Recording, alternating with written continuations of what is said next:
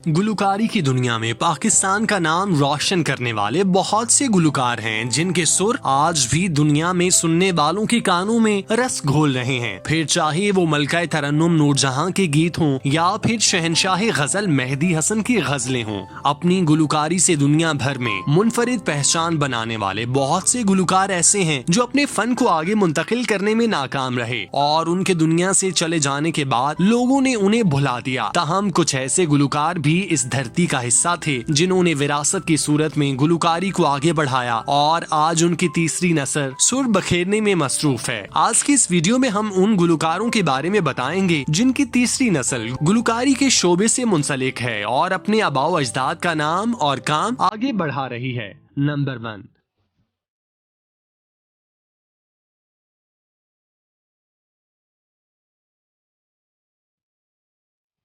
अमजद साबरी के बेहिमाना कत्ल के बाद उनके बच्चों ने अपने आबाओ अजदाद की शानदार रिवायत को आगे बढ़ाने के लिए कवाल पार्टी के तौर पर खुद को मनवाने की कोशिश की। ताहम इस हवाले से खातिर खा कामयाबी न मिल सकी। बरसगीर पाको हिंद में कवाली के अजीम घरानों में से एक साबरी ब्रादर्स थे जो अपने कमाल फन की वजह से पूरी दुनिया में छाए हुए थे। हारमोनियम और औलियाए कराम के कलाम से समा बांधने वाले साबरी ब्रादरान को पसंद करने वाले हर तरह के रंग, नस्ल, जात पात, जुबान और मजहब से बालातर अफराद थे जो इंसानियत, मोहब्बत और प्यार की जुबान समझते थे और इसी का प्रचार करते थे। वैसे तो साबरी ब्रादरान की हर एक कवाली एक से बढ़कर एक थी, मगर भर दो झोली मेरी या मोहम्मद से उन्होंने जिस कदर मकबूलियत और शोहरत से अपनी झोली भरी वो नाकाबिले बयान है। दिलों को छू जाने वाली शायरी और उनकी वजह तारी कर देने वाली आवाज हर मुसलमान को ऐसा महसूस करवाती थी कि जैसे वो रोज़ा रसूल सल्लल्लाहु अलैहि वसल्लम के आगे खड़ा होकर अपना मुद्दा बयान कर रहा हो। उनकी इस लाजवाल कवाली को सलमान खान की सुपरहिट फिल्म बजरंगी भाईजान में शामिल किया गया था, जिसे अदनान समी ने अपनी आवाज बख्शने का एजाज हासिल किया था। साबरी ब्रादर के वफात के बाद उनकी विरासत को परवान चढ़ाने का फरीजा गुलाम फरीद साबरी के बेटे अमजद फरीद साबरी ने उठाया और फिर दुनियाए मौसीकी ने देखा कि किस तरह अमजद फरीद सितारे की तरह पाकिस्तान और भारत में एक साथ चमके और लाजवाल मकबूलियत हासिल की। हर मुल्क में परफॉर्म करने वाले अमजद साबरी ने अपनी जिंदगी का आखिरी कलाम मैं कब्र अंधेरी में घबराऊंगा पढ़ा था, जिसे सुनकर न सिर्फ दिक्कत तारी हो जाती थी बल्कि आंखों से आंसू उबल पड़ते थे। इस कलाम को पढ़ने के अगले ही दिन रमजानुल मुबारक में अमजद साबरी को दिन दिहाड़े जालिमों ने गोलियों का निशाना बना डाला और कवाली के खानदान की लो बुझाने की कोशिश की। उनके इंतकाल के बाद उनके बच्चे और फैमिली को मुश्किल वक्त से गुजरना पड़ा। उन्हें दहशतगर्दों की जानिब से कत्ल की धमकियां मौसूल होने लगीं। इसके साथ साथ माली मुश्किलात का भी खतरा था, जिसकी बिना पर अमजद साबरी के अहले खाना लाहौर शिफ्ट हो गए। अमजद साबरी के छोटे बेटे मुजद्दद साबरी ने वालिद की वफात के चंद साल बाद अपने आबाओ अजदाद की विरासत को आगे बढ़ाने का फैसला करते हुए अपने भाइयों के साथ मिलकर कवाल पार्टी तरतीब दी और महदूद पैमाने पर परफॉर्म करना शुरू कर दिया, जिसकी खबर मिलने पर मीडिया ने खूब कवरेज दी और अपने शोज में मदऊ करके उनकी हौसला अफजाई की, जिसके बायस उन्हें छोटे बड़े फंक्शंस में परफॉर्म करने का मौका मिला। ताहम उन्हें अभी तक अवामी सतह पर पजीराई नहीं मिली और न ही उन्हें एक बड़े पैमाने पर अवाम की जानिब से पहचान नसीब हुई। साबरी ब्रादरान की खुशकिस्मती है कि उन्होंने जिस सफर का आगाज किया था उस पर उनके पोते रवां दवा हैं। वो बैक वक्त अपने दादा और वालिद का मिशन लेकर आगे बढ़ रहे हैं और अपने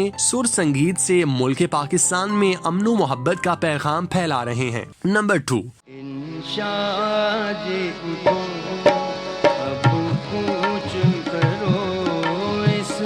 शहर में देखो लगाना उस्ताद अमानत अली खान के छोड़े हुए सुर और संगीत उनके पोतों की शक्ल में मौजूद हैं। मारूफ गजल इंशा जियोठो अब कूच करो के गायक और पाकिस्तान म्यूजिक इंडस्ट्री का इंतहाई मोतबर नाम असद अमानत अली खान का बेटा सिकंदर अमानत अली खान भी वालिद के नक्शे कदम पर अमल पैरा है, मगर वो मकबूलियत के पर्दे पर जलवागर न हो सके। असद अमानत अली और उनके वालिद अमानत अली खान अहद साज गुलकार थे जिन्होंने अपने संगीन से तारीख रकम की। अमानत अली खान ने अपने करियर में संगीत को वो मकाम अता किया। उनकी वफात के बाद उनके बेटे असद अमानत अली ने उसे नीचे आने नहीं दिया और उसकी मेराज को बुलंद रखा। ताहम उनकी वफात के बाद उनके बेटे सिकंदर अली खान ने अपने आबाओ अजदाद की परंपरा को तसलसल फराहम करने के लिए अपनी आवाज मुतारिफ कराई और गुलकारी के मैदान में नाम बनाने की कोशिश की, मगर उन्हें कामयाबी नहीं मिली और वो आज गुमनामियों के डेरे डाले हुए हैं। कोई उनके बारे में नहीं जानता कि ये अजीम गुलकार असद अमानत अली खान के बेटे और अमानत अली खान के पोते और शफकत अमानत अली खान के भतीजे हैं। तहम उनकी वजह से आज उस्ताद अमानत अली की तीसरी नस्ल सुर बखेरने में मसरूफ है। कहा जाता है शफकत अमानत अली भी अपने बेटे को गुलकारी के मैदान में लाने की तैयारी कर रहे हैं। इस मकसद के लिए उन्हें गुलकारी के रुमूज सिखाए जा रहे हैं। मुस्तकबिल करीब में उस्ताद अमानत अली खान के खानदान से ताल्लुक रखने वाले मजीद चश्मो चराग अपनी आवाज का जादू जगाते दिखाई देंगे। नंबर 3, दूर दूर रहंदे हो हुजूर मेरे कोलों, मैनू दस दे कसूर मेरे कोलों, मैनू दस दे। गुलकार शौकत अली की छोड़ी हुई विरासत तीसरी नस्ल के जरिए आगे बढ़ रही है। पाकिस्तान फोक गुलकारी में जिन गुलकारों ने अपना नाम बनाया उनमें शौकत अली काबिले जिक्र थे। छल्ला, कदीते हस बोलवे समेत कई लाजवाल गीत गाने वाले शौकत अली ने 1965 की जंग में पाकिस्तानी अवाम का लहू गरमाने और उन्हें जोश दिलवाने के लिए तराना साथियों मुजाहिदों रिकॉर्ड कराया जो उनकी पहचान बन गया। शौकत अली ने एक तवील अरसे तक अपने सुरों का जादू जगाया। उन्होंने अपनी हयात में अपने बेटों को भी गुलकारी की तरफ माइल किया। जब शौकत अली दुनिया से पर्दा फरमा गए तो उनके बच्चों ने वालिद की गुलकारी को आगे बढ़ाया, ताहम उन्हें उस तरह से पसीराई न मिल सकी जिसके वो हकदार थे। शौकत अली की विरासत को आगे बढ़ाने में बेटों के साथ साथ उनके नवासे भी पेश हैं। हाल ही में उनका नवासा दानियाल शहबाज मंजर आम पर आया, जिसने स्कूल में ए राही हक के शहीदों इस कदर सुरीली आवाज में पढ़ा जिससे न सिर्फ सुनने वालों की आंखें नम हुई बल्कि इस परफॉर्मेंस की वीडियो सोशल मीडिया पर जंगल में आग की तरह फैली। इस वीडियो को सुनकर फौज के आला अफसरान ने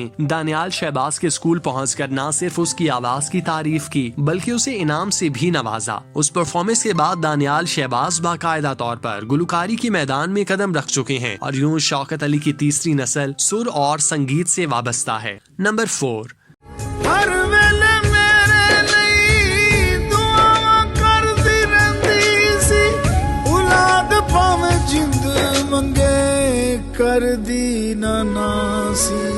आरिफ लोहार अपने बेटों की मदद से आलम लोहार की विरासत को लेकर चल रहे हैं। फोक गुलकारी में आलम लोहार ने न सिर्फ पाकिस्तान बल्कि दुनिया भर में मुनफरिद पहचान बनाई। वारिस शाह, मियां मोहम्मद बख्श जैसे कई दीगर बड़े शायरों के लिखे हुए जज्बात को अपनी आवाज से अमर करने वाले आलम लोहार ने चिमटे को दुनियाए मौसीकी में मुतारिफ कराया जो बाद में उनकी पहचान बन गया। रंग बिरंगे लिबास में मीठे सुर बखेरने वाले आलम लोहार की वफात के बाद उनकी गद्दी आरिफ लोहार ने संभाली और आलम लोहार का चिमटा और उनकी आवाज कानों में रस घोलती रही। आरिफ लोहार ने अदाकारी में भी किस्मत आजमाई की लेकिन उनकी दाल नहीं गली, जिसके बाद वो गुलकारी से वाबस्ता रहे। आरिफ लोहार ने अपने वालिद का नाम और उनकी विरासत को जिंदा रखने के लिए गुलकारी का फन खुद तक महदूद रखने की बजाय अपने 9 उम्र बच्चों में मुंतकिल कर दिया, जिसके बाद आरिफ लोहार के बच्चे भी अपने वालिद के साथ स्टेज पर परफॉर्म करते दिखाई देते हैं। तीनों बेटे अपने वालिद के साथ एक जैसा लिबास पहनकर स्टेज पर आते हैं और देखने वालों को अपने फन से वर्ता हैरत में डाल देते हैं। इंतहाई कम उम्र में आरिफ लोहार के बच्चे बहुत तेजी से मकबूल हो रहे हैं। उनकी डांस और गुलकारी की वीडियोस सोशल मीडिया पर देखते ही देखते वायरल हो जाती हैं, जिसे बड़ी तादाद में न सिर्फ देखा बल्कि खूब सराहा भी जाता है। नंबर 5,